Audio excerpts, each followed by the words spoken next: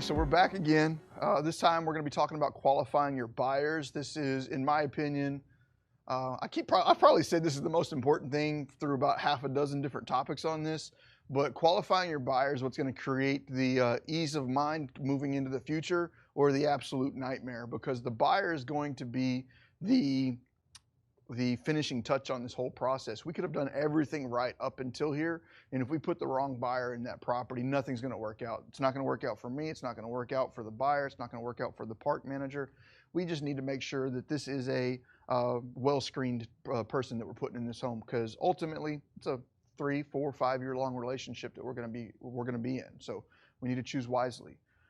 By the end of this course, I would fully anticipate you being able to move through an application process with the prospective buyer, perform a criminal and credit check on that buyer, employment verification, making sure that this new buyer has the income and the job that they're claiming, and then making sure that we are reviewing the qualifications that the park are going to require of this new buyer, because even if I choose to allow this person to buy the unit, it's the park manager's decision to release to that buyer. So we need to make sure we know what that is up front. Okay, so as I move forward, I've done my marketing. I've found a prospective buyer coming in. I now need to move forward with an application process. But with an application process, we need a very well-defined criteria for the purchase of this home. And what I mean by that is I can't deny person A because they have a foreclosure on their credit check, and then I allow a foreclosure on applicant B. That would be a discriminatory practice, and we do not want to ever be accused of a discriminatory practice. So one of the best things for you to do in this process is establish up front a very well-defined criteria of what you will and will not accept, and adhere to that.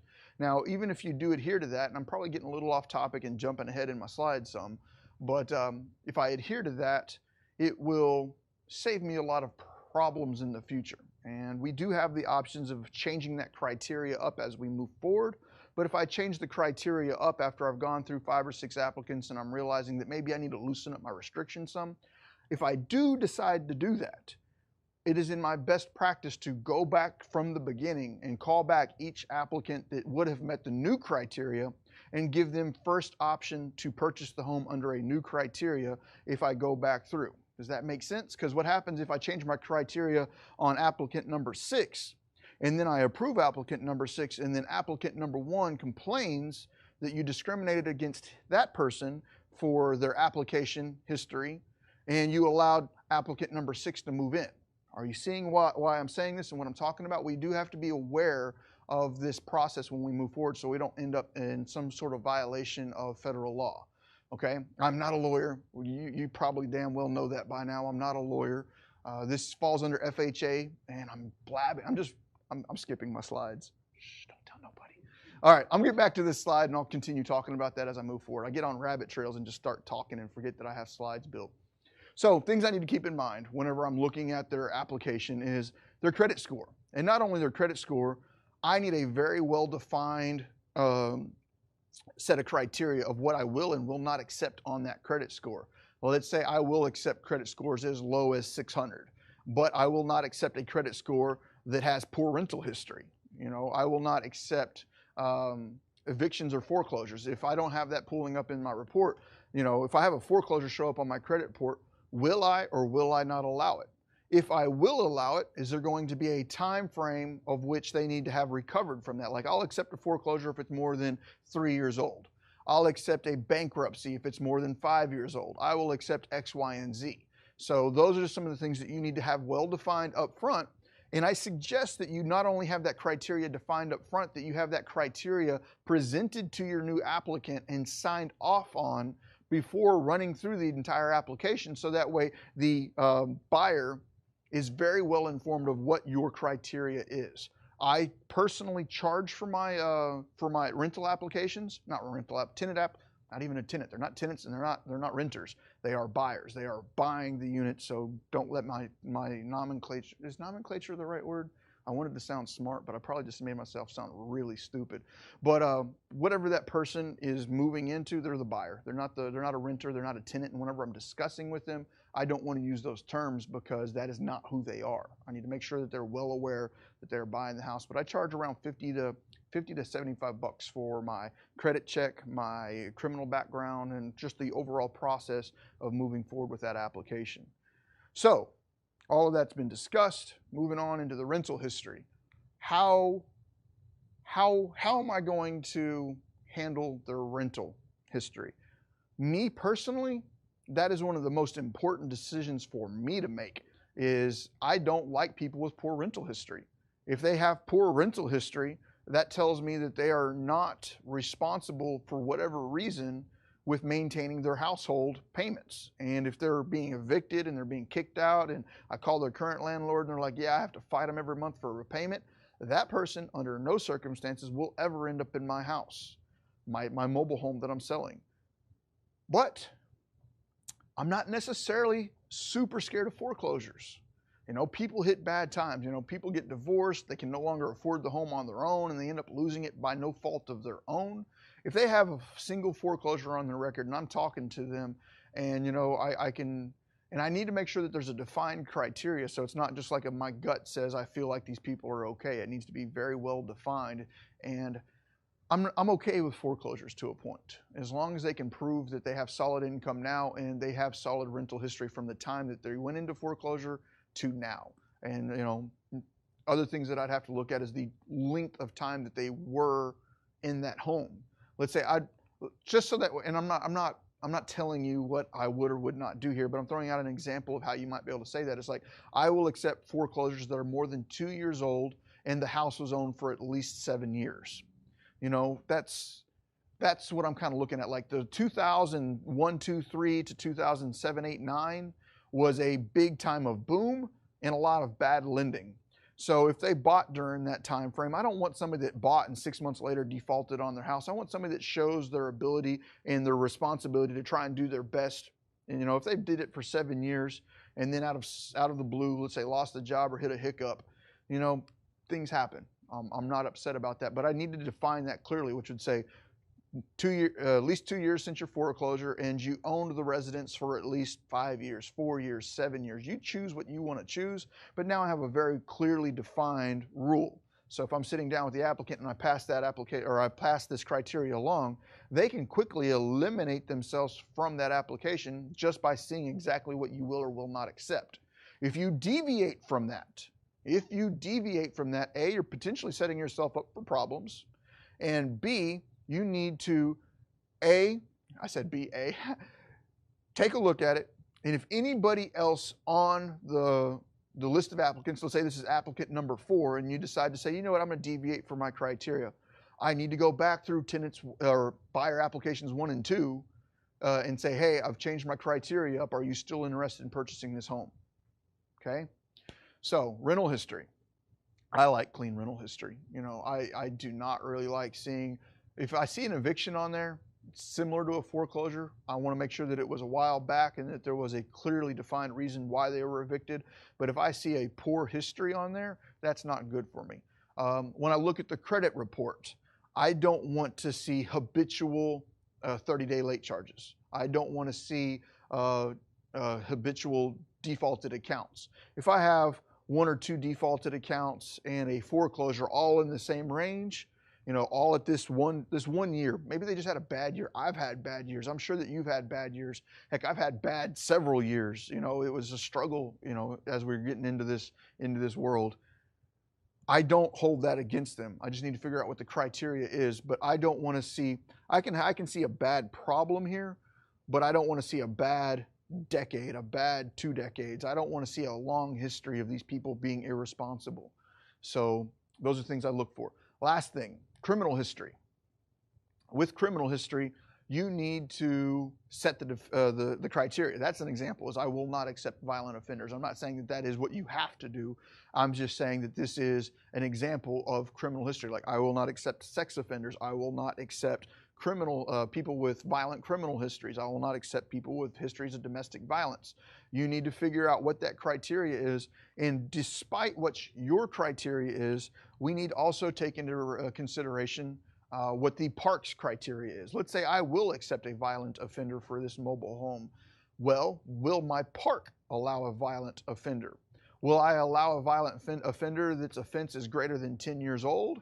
Yes. Will I accept a violent offender whose history is less than 6 months old? Maybe not. These are things for you to figure out, as well as for you to talk to the park manager, because your park manager may override your decisions. So your criteria has to at least match the park manager's, so you're not taking in applicants that will never pass the park manager's application.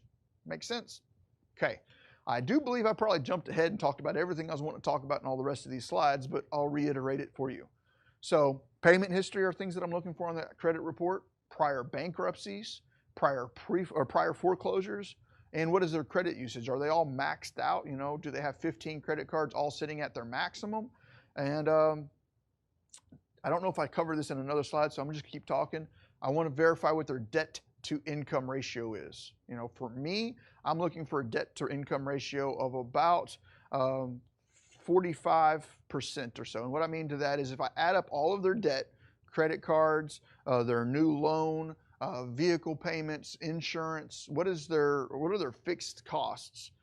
And with those fixed costs, I don't want that to consume more than 45% of their total income, including my payments. Okay? That'll need to be the lot rent too, because lot rent's part of that. That needs to be done.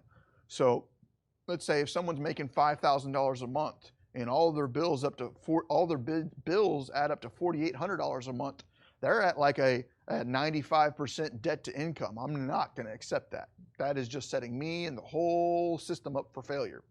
Now, if I've got somebody coming in and their total monthly debt is $1,500 and they're making $5,000 a month, that's a wonderful debt to income ratio. I don't even know what that is, but it's probably like around 25 to 30%.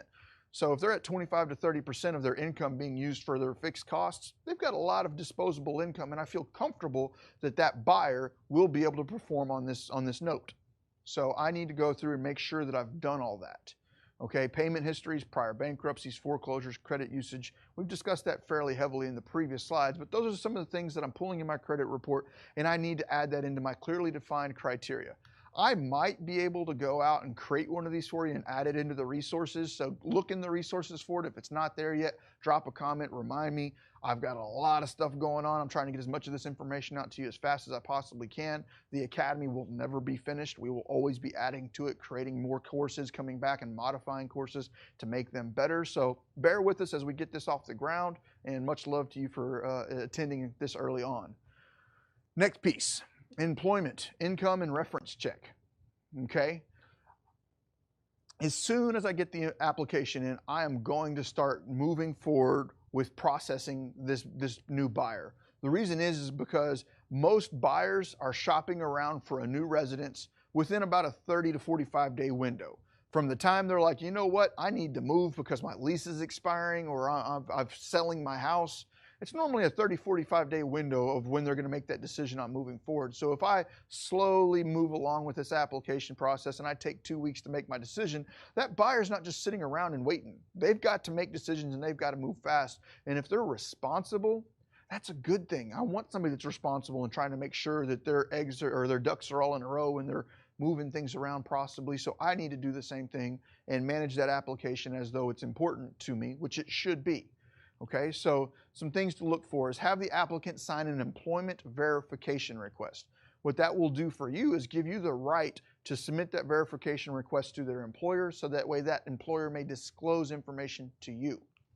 Okay, I'm going to request the income information from the potential buyer. I'm going to say, hey, I want to see your W-2s. I want to see your paycheck stubs. I want to see your bank statements as deposits, so that way I can verify that income is coming in. I need to see these kinds of things. Well, what happens if they're self-employed? If they're self-employed, I definitely want to see their bank statements. I want to see your statement of cash flows. I want to see your, if they're, depending, these might be solopreneurs that are kind of just like, mom and pop in it, and they don't really have a whole lot of stuff going on. But the bank account should be at least part of it. And if they have a good, solid accounting system, I'd like to see possibly a statement of cash flows, a profit and loss, and see a balance sheet. If I can see those things and then look through them, I can tell whether or not these people are bringing in the income necessary to qualify for this loan. When I say qualify for this loan, do I have a criteria? Yes. Debt to income great or less than 45%. You might say 50%. You might say 55%. This is going to be up to you. But the better your debt to income ratio is, when we bring this prospective buyer in, the higher the probability of that buyer lasting through the entire term of the note is better. If they're at like a 70% debt to income and you choose to put that person into the house, you are choosing to accept the high probability of headaches into the future. Prepare yourself for those. So moving forward, I want to see if there are any prior foreclosures. I'll just ask them about that up front. I can see that through the credit report, but those are all things that I'm going to want to do, and verify their credit usage. We've already talked about that as well. But let me see if I got this in the, nope, I do not have that in the next slide. So coming in here, as soon as I get that employment verification request, I'm going to send that off to the employer, and I'm going to call that employer up and say, hi, can I email you this? Can I fax this to you? I've got an employment verification request, and I want to verify that John Doe has been working for you, how long they've been working for you, what their anticipated income is, or what their income is. Is that anticipated to go up or down anytime in the near future? Let's say I have somebody that's working on average 10 hours of overtime a week for the last year, and that is what is allowing this person to qualify for this loan. I need to decide, is the risk of that overtime disappearing going to affect this buyer's ability to repay me in the future?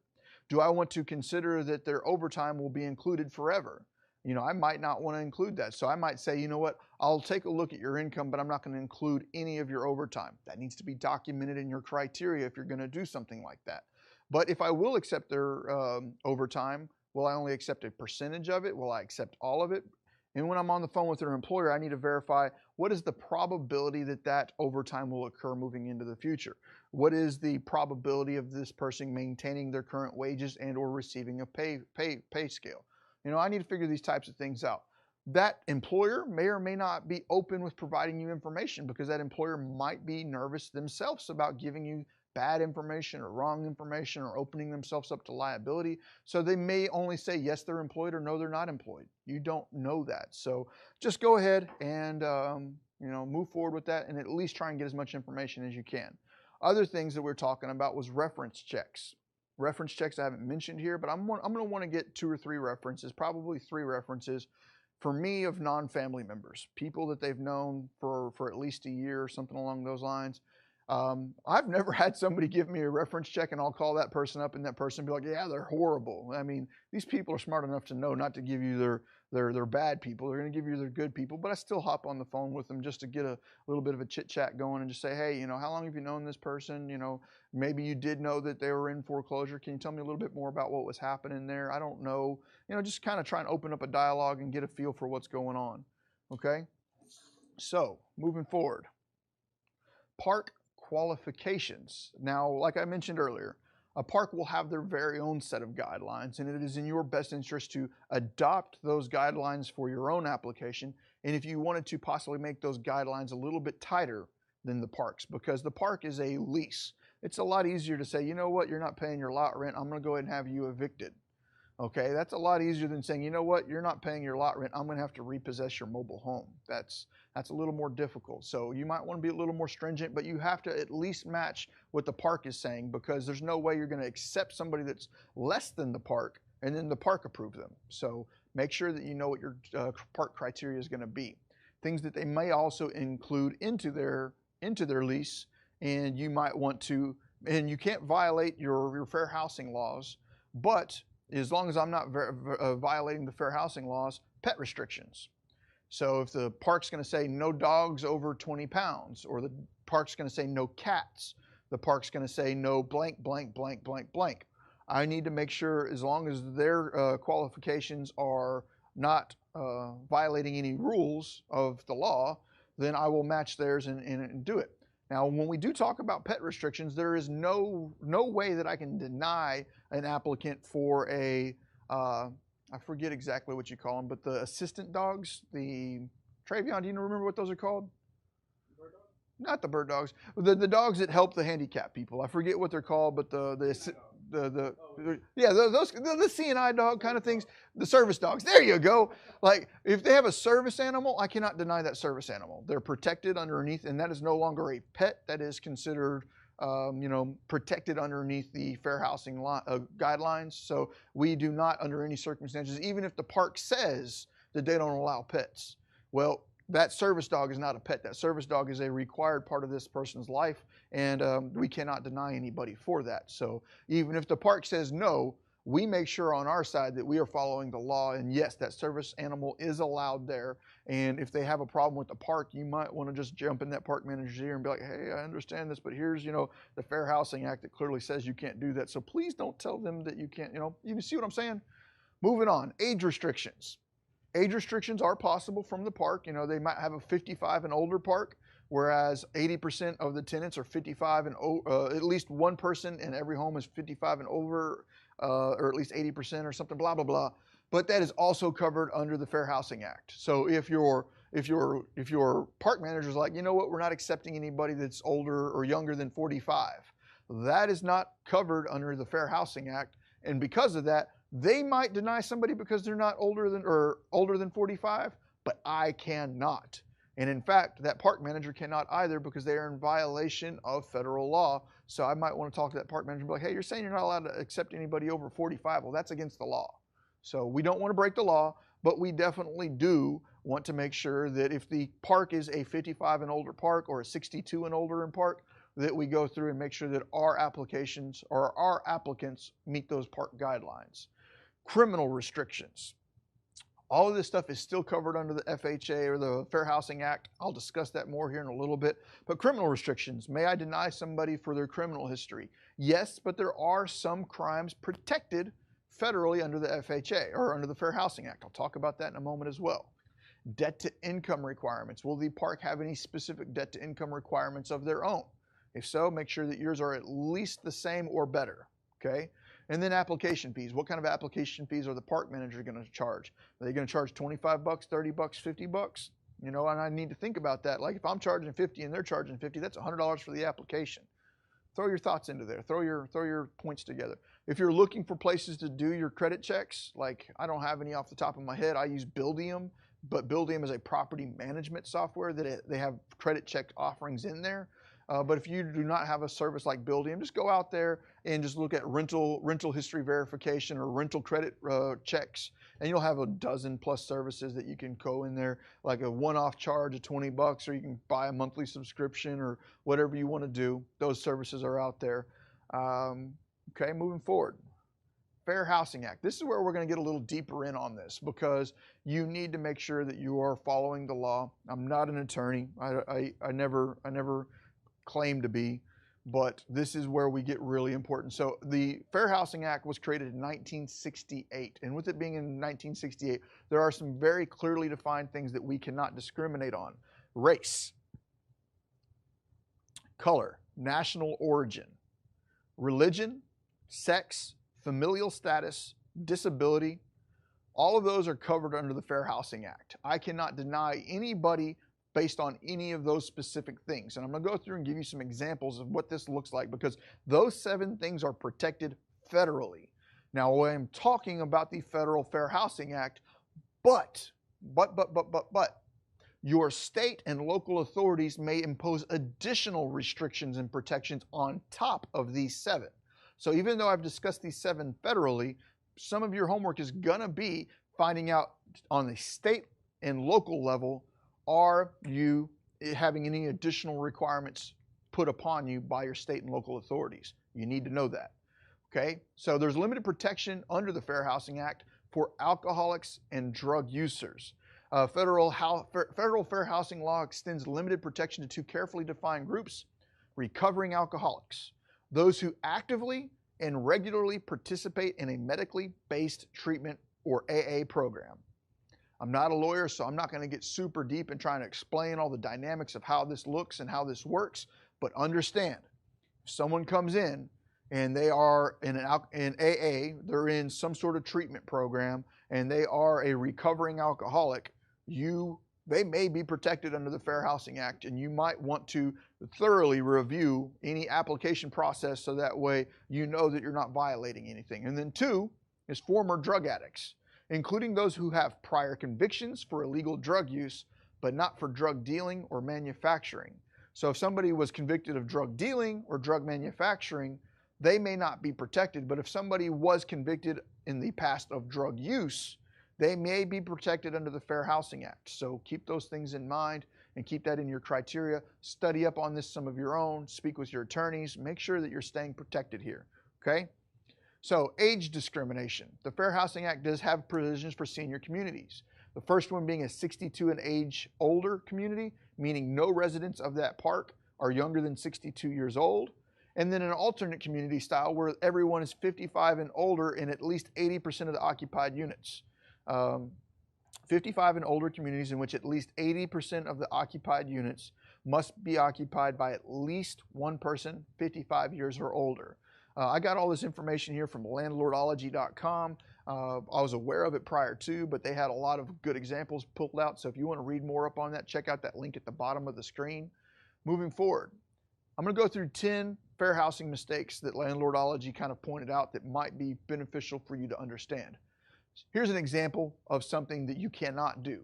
Prohibiting children from certain activities, such as stating that children may not ride bicycles on the sidewalk. That sounds simple. That sounds, non-harmful. That doesn't sound discriminatory, but whenever you look at this, it is illegal to treat households with children differently than households without children. The community rule stated here would be perfectly acceptable if rephrased this way: no riding bicycles on the sidewalk. Because if I say no riding bicycles on the sidewalk, that applies to everyone. If I say no children allowed to ride on the sidewalk, that just means kids. So the grandparents, cousins, uncles, the adults can ride on the sidewalk. Well, that's discriminatory. We can't do that. Okay?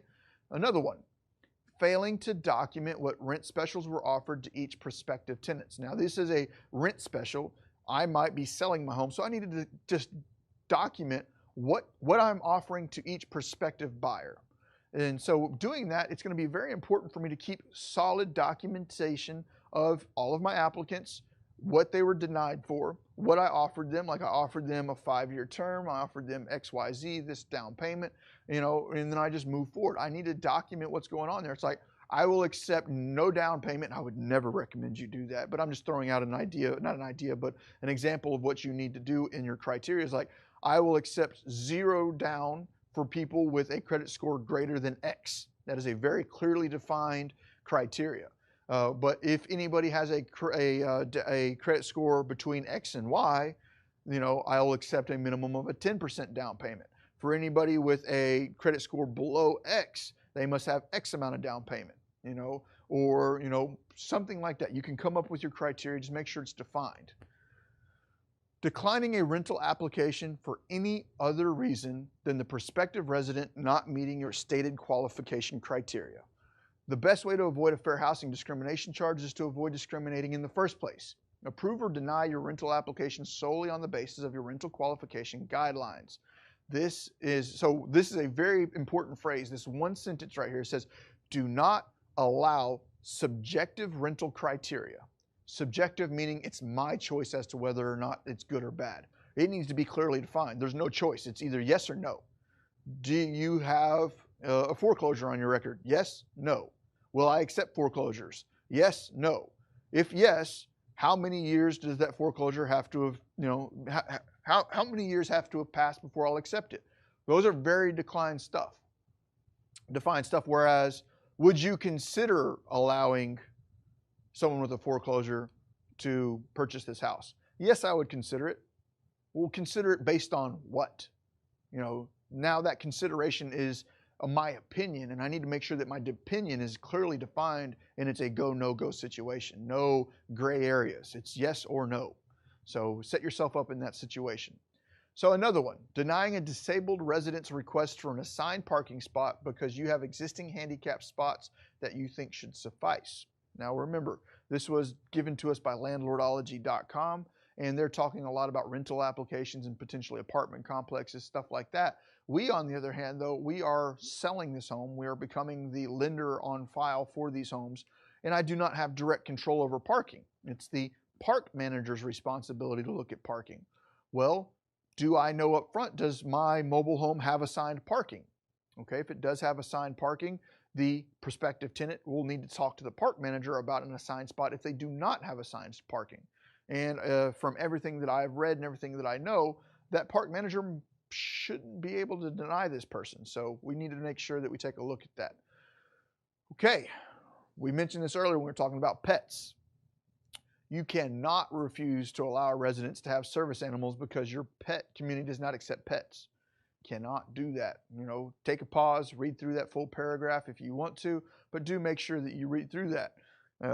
So, moving forward, top 10 fair housing mistakes. And this one makes no sense to me. Like on my side, I'm not upset by it, but it is what it is. But if you have somebody, like we're selling the house, so it's not that big of an issue. But if you're a landlord, and many of y'all watching this probably are landlords, I was surprised to see this. I actually did not know that this was a part of the Fair Housing Act. Evicting a hoarder instead of accommodating them for their disability. Hoarding has been brought into the spotlight, and many people consider the hoarding a disorder, which would be covered under any discriminatory practices. So if someone moves in and they turn the house into a hoarding house, I, as the landlord, may be required to accommodate them. So we need to have some feedback from our legal teams on getting answers to that before we do anything on that side. So I thought that was interesting. I learned that one from Landlordology. All right, so allowing the maintenance team to choose which service requests to respond to next in no particular order. This doesn't necessarily apply to you. You're going to be the bank. You should be doing no service requests. But in favor of Landlordology, I was going to disclose everything that they had there on their website. Okay, another one, failing to train all associates who interact with customers, including your maintenance team members, on fair housing laws. So if I am not a solopreneur and I am running an office, I am running a team, I do have a virtual assistant or somebody answering my phones, I need to make sure that that person is aware of these things, as well as TILA. We talked about TILA in our marketing section, talking about the things that were trigger terms for TILA Reg Z. Make sure that we train all of the people within our circle of these laws, so that way we are all trying to be protected. Always go out and document, find yourself an attorney to help you shore up your processes, but those are some of the key things that you need to be thinking about, okay? So, homework. Let's go through our homework. I want you to go through and create your go, no-go buyer screening list. You may actually be able to start a good one just by going to Google and saying tenant application screening checklist or something like that. I do look forward to having some of these things provided in the Academy. And for anybody that's watching and you start finding resources where you feel like, hey, this is a good resource that could be a part of the Academy, hey, shoot that over to us in the comments like, hey, this is a great article. So that way we can all learn and grow together. So that is a big part of what the Academy is based upon, giving the ability for all of us to grow. Instead of hoarding this information to ourselves, let's expand and allow everyone in this world to grow together. Moving forward, review a buyer financing application, okay? Go through and buyer financing application. I can put one of those in the resources. I need to put one of those in the resources, but I need to make sure that that buyer financing application meets the Truth in Lending Act, TILA.